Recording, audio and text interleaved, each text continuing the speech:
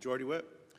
In just a few weeks, an important but controversial surveillance authority, known as Section 702 of the Foreign Intelligence Surveillance Act, will expire.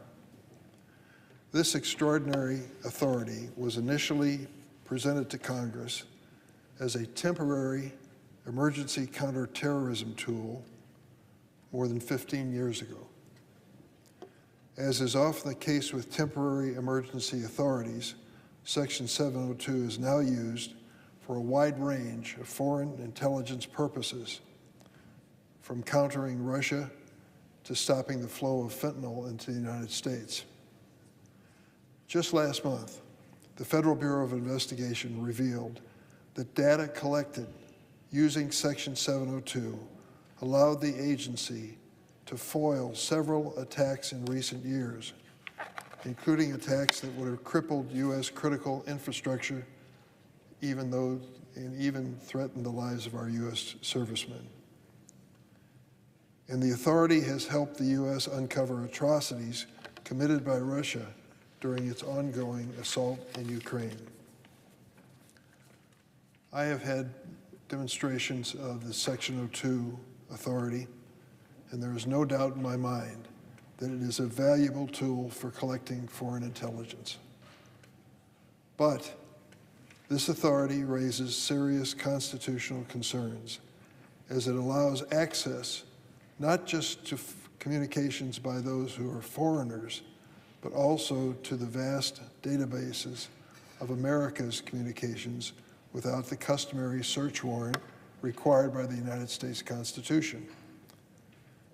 This powerful tool, this effective tool on foreign surveillance, has been used, in my mind, improperly to spy on American protesters, from Black Lives Matter to MAGA loyalists.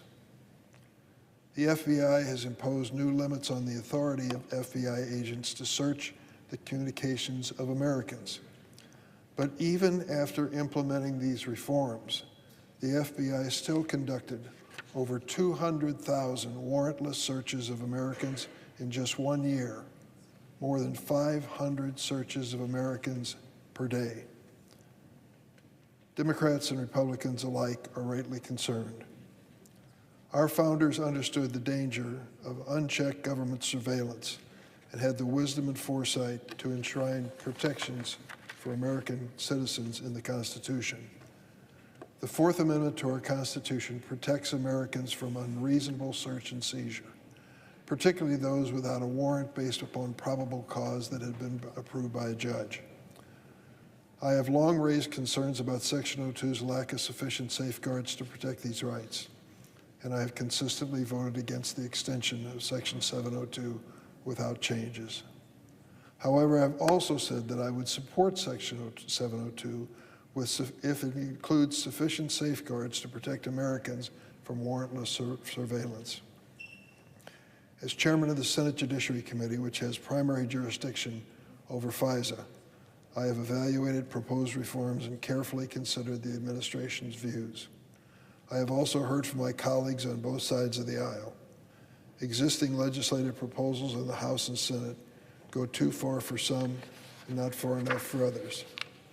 That's why today I'm introducing what I hope will be a compromise bill that tries to bridge this divide to protect both our security and our constitutionally guaranteed freedoms.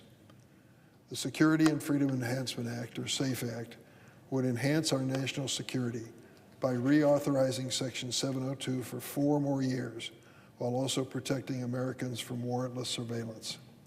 The SAFE Act would require the government to demonstrate to a court that it has probable cause before reading or listening to the private communications of Americans that have been swept up by Section 702. Basically, in just a few words to describe the process, if one of our intelligence or law enforcement agencies suspects that a foreigner is engaged in conduct that is threatening the security of the United States, and they call up the records of that foreigner, and it turns out that foreigner has communicated with an American citizen, the question is, what do you do next?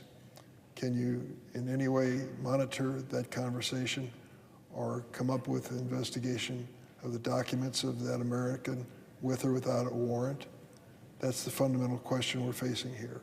So the search starts in the right direction to a foreign source and ends up dealing with an American obviously with constitutional rights. The SAFE Act would require the government to demonstrate to a court that it has probable cause before reading or listening to the private communications of Americans that have been swept up in Section 702. However, this requirement will not prevent government agents from searching 702 databases to determine if foreign targets are communicating with Americans, nor will it prevent agents from accessing the communications of those foreign agents. But if the government wants to review the contents of an American's communications, it would first be required to demonstrate to the Foreign Intelligence Surveillance Court that it has probable cause to do that. This would not be overly burdensome because a warrant would only be required in cases where the government actually reviews the content of American communications. They estimate that the incidence of American content is 1.58% of all 702 searches of Americans. The SAFE Act also would not require a warrant in cases involving exigent circumstances or cybersecurity attacks to ensure that there would not be any delay that jeopardizes our national security. This approach is based on recommendations by the Independent Private and Civil Liberties Oversight Board, which we created after 9/11 to ensure that our counterterrorism policies do not violate the constitutional rights of the American people. The persistent and widespread violation of existing limits on Section 702 underscore the importance of the court approval which we propose. Better compliance measures within the federal branch are helpful, but they are no substitute for checks and balances by the judicial branch as founders intended.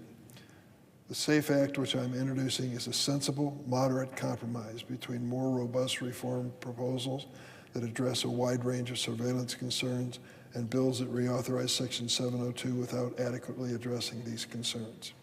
I know that compromise does not come easy when it comes to this policy, but a reasonable middle ground that protects our national security and the rights of the American people is possible.